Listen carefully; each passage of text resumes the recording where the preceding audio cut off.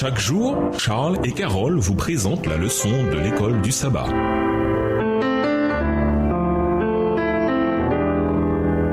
Bienvenue dans votre émission. Dieu nous parle. Nous voilà à la leçon 11, languir après Dieu à Sion. Étude de la semaine, psaume 84, Apocalypse 21, le verset 3, psaume 122, psaume 87, Galates 3, les versets 28 à 29, Matthieu 28, les versets 18 à 20, psaume 46 et psaume 125. Verset à mémoriser. Mon âme soupire et même languit après les parvis de l'Éternel. Tout mon être pousse des cris de joie vers le Dieu vivant. Psaume 84, verset 3, version second 21. Les chants de Sion sont de joyeux hymnes qui exaltent la beauté de Sion et la souveraineté du Seigneur, qui règne depuis sa montagne sacrée. Ces psaumes louent souvent les mérites de la maison du Seigneur et expriment un amour pour le sanctuaire que l'on trouve également dans d'autres psaumes. Un grand nombre de ces psaumes ont été composés par les fils de Corée qui avaient une expérience personnelle de la bénédiction de la maison du Seigneur en tant que musiciens du temple. 1 Chronique 6, les versets 31 à 38 et gardien des portes du temple. 1 Chronique 9, le verset 19. Qu'est-ce qui fait de Sion la source de l'espérance et de la joie? Sion représentait la présence vivante de Dieu parmi son peuple. De même que le peuple d'Israël est le peuple élu de Dieu, Deutéronome 7, verset 6. De même, Sion est la montagne élue de Dieu, Psaume 78, verset 68,